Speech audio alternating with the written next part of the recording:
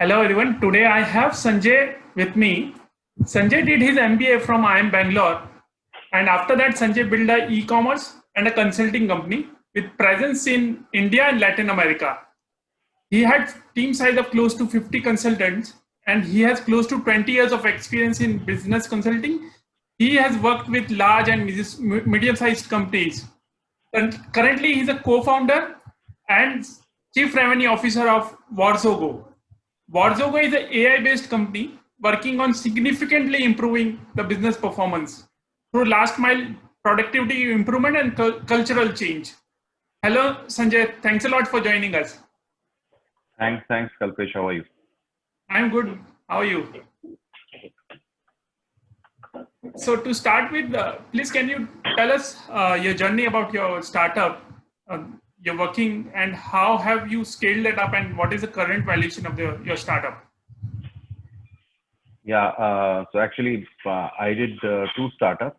First startup, one is a not so good story, and another is a more successful story. So first one was in a furniture space, basically lifestyle space. We created a company which called GoCozy, and the unique selling proposition was that we could provide design capability. We were giving design capability to the customers. That means the customer can design their own home in our portal, put our furniture and see. And for the various circumstances, including kind of low interest in e-commerce platforms, and we ran out of kind of cash, and we had to close down that operation in 2018. Then I started off my journey with another startup. Although this is not started by me, I jumped in between, but has been instrumental in terms of scaling up this business. Today we are a $2 million company, and we've scaled up. We are the chosen product which we started, focusing on for last 2 years. We are growing at a pace of almost 100% every year. Actually, it is more than 100%. First year we grew by 250%. Last year we grew by around 200 odd percent, much more than 100%. I'm sorry. Valuation, I don't know whether I should be talking valuation over here.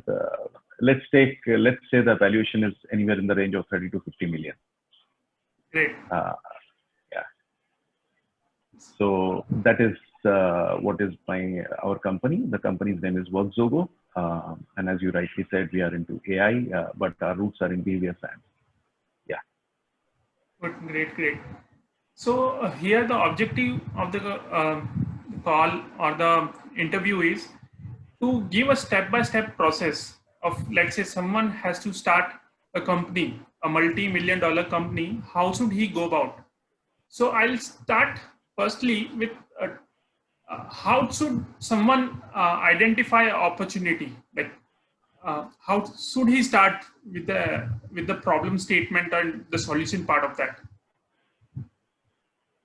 Sure. Now, this is possibly the most difficult question where to start, because there has to be something, and I don't know how to give that answer, but I need to have some idea in my mind. And the idea should be this, that it must be solving pain point of some customer somewhere. The pain point might be known to people, or pain point may not be known to people. So let's say when the payment portal started, actually speaking, as a customer, I didn't know that UPI or something like that will big time solve my problem. But when it happened, then I know. So very many times the customer may not even know. So pure market research doesn't give you any idea that this is the pain point. So I think it is more to do with your own passion and your own thought process. You need to figure out where is the pain point in the market. That's the starting point. But the most importantly, after that, we need to answer a few questions. And while whatever I'm going to, by the way, I will start with a disclaimer that whatever I'm going to share with you, it is limited to my own experience. And just because I'm sharing it, it is not that it has to be followed. I'm sharing whatever I have learned and I've seen successes. And I'm sure there are cases which will follow exactly opposite to what I'm saying, and they would have succeeded, a few of them. What I'm going to share is what I've seen succeeding in a big. So important after we figure out what pain are we solving, or rather alongside, we need to also think of who is my customer. Is my customer a consumer, or is my customer a business? The biggest first, what you call important distinction we need to make. So the 2 or 3 broad segments of customers we say are B2B when I'm selling something to a business, B2C when I'm selling to a customer, and there is something in between B2B, B2C. That means I reach out to consumers, retail consumers, but I reach out through some other business. Yes, there are other formats also, B2G, business to government and all. My experience is very little over there, so I will not broach those. I will stick to this 3 formats. There are distinct advantages and disadvantages of both B2B and B2C.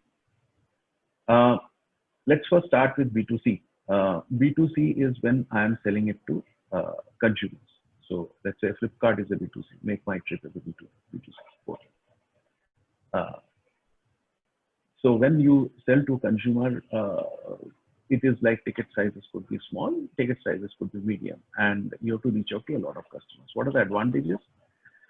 If you're successful, the scaling up is could be rapid, and sky's the limit. When you can grow big time. If you see Amazon, you can see. If you see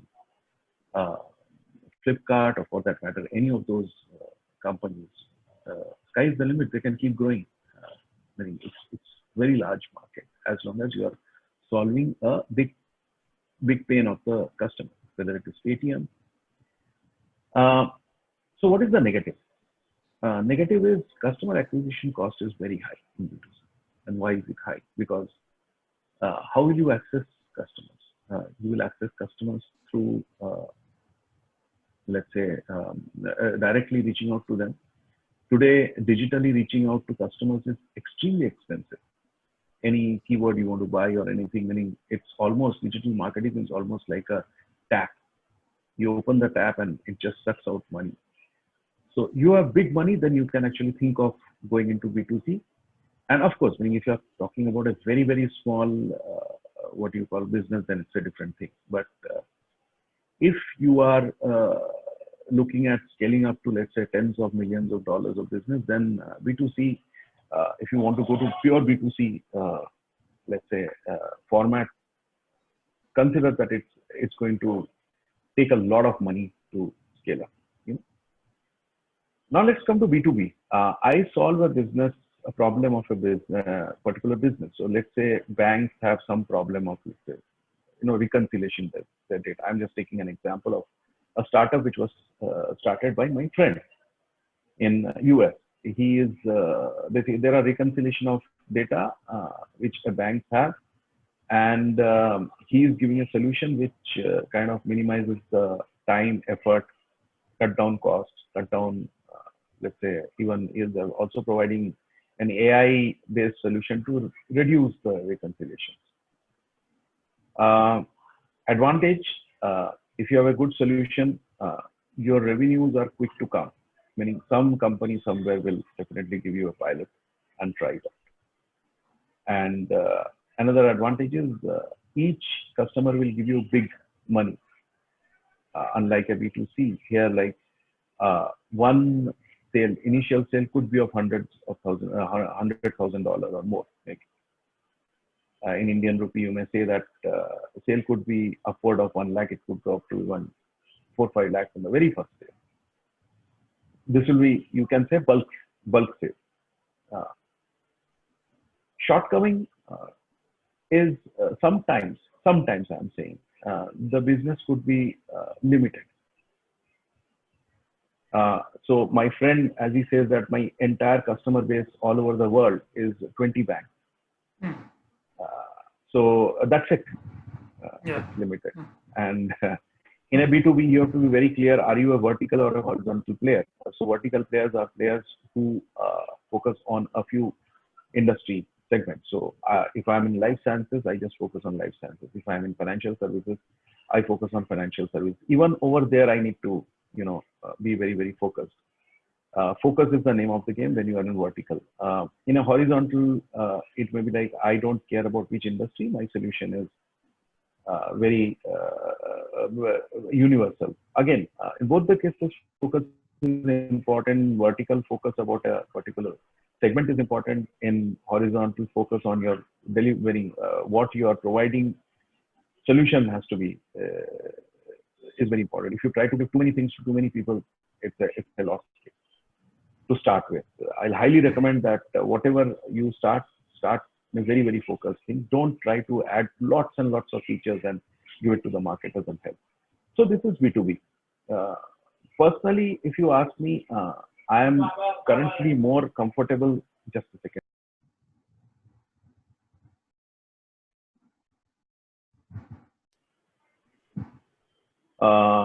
Personally, I'm comfortable with B2B.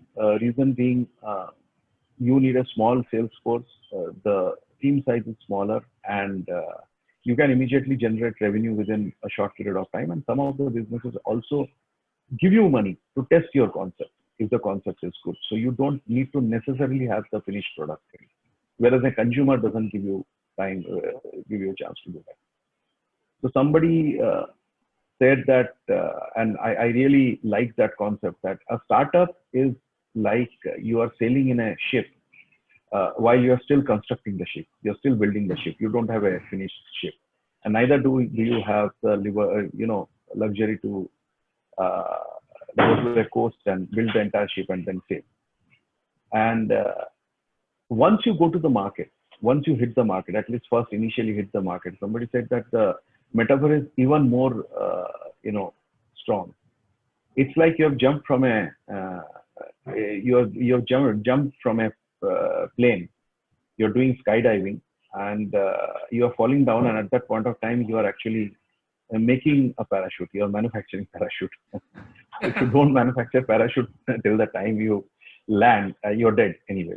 So both are nice.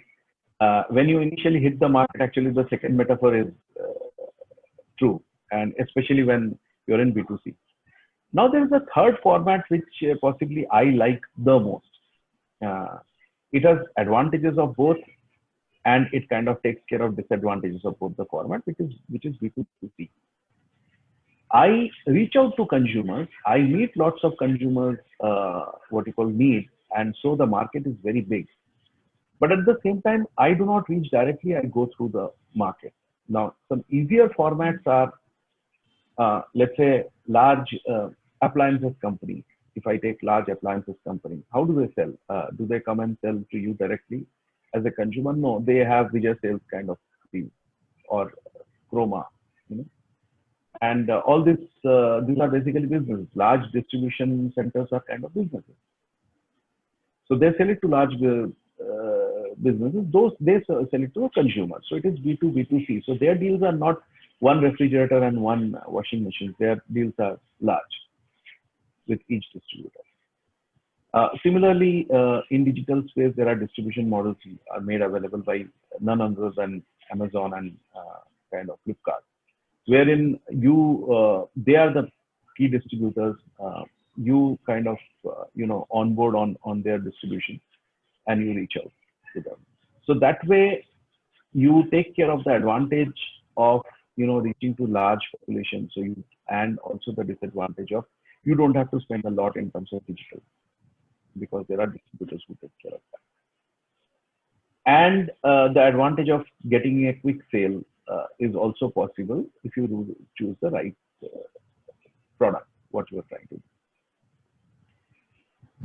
My recommendation to any startup, let's say, if you have lots of money, basically you don't need my recommendation first of all. But if you don't have a lot of money, but you have a dream to build a large enough corporation, large enough business. So a few recommendations. Recommendation number one, and I learned it, and I can quote that guru. I forget his name. He says that the day you start a business, think of selling the business, as if like you have started the business to sell it tomorrow. So that means you keep answering this question that if somebody has to buy this business, what value that person will get or that company will get. Why should that somebody buy your business? So that you're creating a business which is high value adding business. This is number one. Either way, meaning you don't create a business which is inefficient and not so valuable. So this is always keep in mind. The day you start a business, whether you sell or not, that's a different thing. But start with this that almost like as if like I'm going to sell it tomorrow. Number two is choose a business where you can get a quick validation of the market in terms of first sales. Validation of the market is the best done when you sell first. So where you can sell, and even I would even suggest a business wherein the customer pays to develop your product. That means it's a B2B or B2B2C. If you ask me, I will never recommend any startup. And as I said, if you have tons of money, I'm not the right guy. But if you don't have good money, don't go for B2C. It's a sure shot kind of, almost sure shot way to disaster, matter of time. Having said that, yes, there are exceptions. And as I said that I'm not going to go to exceptions. So I would choose either B2B or B2C, B2B2C, sorry. And look at how a customer can quickly pay me. So reach out to customers as early as possible. Best if I sell it as a part of, as a service, bundle it as a service come product, and then the client pays me to build the product. So I don't have to wait till my product is final. In WorkZogo, this is exactly what we did initially when we had a concept. The concept was so good that there were some clients who actually almost kind of agreed to, convert this into a product, and that's what we did. So that way you can make sure that revenue start coming in. You don't spend a lot of money, and you don't have to immediately rush to investors for what you call money. You can bootstrap it with the little money you have. So that will be my recommendation. I don't know whether I've answered your question, but I will see if I've not, then let me know, like, what would you like to know from me? No, you have answered my question. So, what I could understand was basically it is about identifying an opportunity, or let's say problem statement, and the solution you're offering for that problem statement can be B2B, B2C, or various other models. So you need to be focused on identifying the problem, solution, and the model that you're choosing for that solution. Yeah, that is one part. And secondly, this is kind of comes as more like a recommendation or prescription. Don't if you're starting off, don't go with a B2C model to start with. It's very difficult to sustain, meaning build up that business without a lot of cash in your pocket. Pure B2C I'm talking about. B2B2C is okay. There is one model wherein a lot of people bring in some product and they list it on Amazon and Flipkart, and that's a good model. But generally, I've not seen those kind of models scaling up a lot in a short period of time. It takes years and years for them to scale up. Yeah. Good. Thanks. So I would also like to answer you one more thing, which is one of the most critical thing. Like while you're forming a team, yes. So how should you go about that? Well, yeah, this is a very, very, very important question, I think. And in my lifetime, I have made a few mistakes over there. You are an entrepreneur and you need people who are of entrepreneurial nature. You can't take a normal, quote unquote, as you call it, employees in your team, especially the few top team members, initial team members. Most of the employees, the difference between the employees and an entrepreneur are employees come with an entitlement mentality. What is an entitlement mentality? That I am joining you as a VP this and VP that, so I am entitled to this thing, I'm entitled to this kind of an office, I'm entitled to this much salary and all those kind of things. You need people who are willing to take risk along with you. You know, I've often seen that subject matter expertise is to that extent less important than the passion about the idea, uh, passion about the idea and willingness to work. Uh, in a startup, whenever early part of startup, I would say that you require 24 hours working. There is no weekends. There is no evening family time and all. Uh, both the startups, as I may say, when we started, it was a 24/7 job. We were, and the passion just keeps going. So the way I formed the team was both the times is this is a unique uh, proposition to the market and which we are creating. How interested are you? And people say that yes, we are interested. So would you like to join? Yeah, I would like to join. I will take 3 lakh rupees a month or 4 lakh rupees a month, and can be. I have some important call coming up. Can we just pause it for a moment? Yeah, we'll pause. Yeah. So as I was saying that I reach out to a person and I ask like, this is the thing and will you be interested? And that person says that, yeah, I'm interested. I know the domain, I have the domain knowledge. I can help you on this and this. Currently, I'm getting, let's say, 2.5 lakhs and I will join you at 3 lakhs if you can give me 3 lakhs and tell me how many ESOPs are you going to give? And this is not your person. For sure, this is not your person. And that person may be the biggest domain expert in that domain, but this is not your person. Somebody else saying that, wow, this is great. So tell me how to start. And I would like to be with you. By the way, just one request. I have a little requirement of my home. I need to keep my kitchen fire burning. By any way, any chance, do you think it is possible for me to get around 75,000 rupees a monthly basis? Meaning it will just require me for paying my EMI and all, and I'm willing to chuck my job, which is paying me today 6 or 7 lakh rupees or whatever. Now this is your guy. This is your person. Is he willing to? Is he or she willing to be with you more like an entrepreneur? That's the thing. So this is, I think, that passion about. So two things. Number one, passion about what you're doing. Meaning, if you brought in something and somebody else comes, we one with entrepreneurial mind, but start telling me, this is not a right solution. I'll tell you what is the right solution. Again, you have to be a little bit careful. As long as the person becomes extremely passionate about what you're doing, and as long as a person is willing to be a part of the entire gain and risk sharing, I think those are your people. And today, very frankly speaking, you will find quite a few people who are like that. There are lots and lots of people who are wanting to chuck their normal job and get into this kind of thing. They just have they don't know when to start, how to start, but if they get a small parachute, they are willing to, do that. So again, I don't know whether I've answered your questions or not. Yeah, one more very, very important thing is something you need a few people who are not only dreamers, but basically executors who can execute. They may not contribute a lot in terms of ideation, but they are the good people that tell them that I need this to happen and they should be able to execute.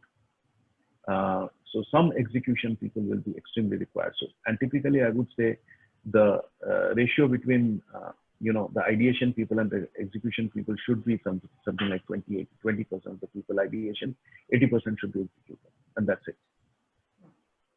Very, very important. Yeah. One more thing to add to that. So people say that you need to have let's say the co-founders should have a cross skills, in the sense cross set of skills. Is it definitely required, or let's say someone should be of technical background, finance background, like that? Not necessary at all. Meaning there has to be one person who brings the vision, who should understand the vision, who should understand what customer pain point you are handling or what are you bringing to the customer, and passion about the business definitely, and that's it. That's good enough. There will be a person who is deep into technology, and he or she may not be a visionary, and that's okay, and may not have cross-functional skills. That's okay. There may be one or two people who are damn good at selling, and there will be one or two people who are very good at talking to investors and all. So you need to assemble a team, even if this team is 40-50% in terms of cross-functional skills. That should be good enough. Individually, if you expect that each one of them are good at everything, forget it. You will just end up waiting for ages to create the right team. As I was saying, more than domain expertise, more than anything else, the passion to work, passion for this idea, and passion to work to create something is much, much more important. It's the attitude which is much, much more important than,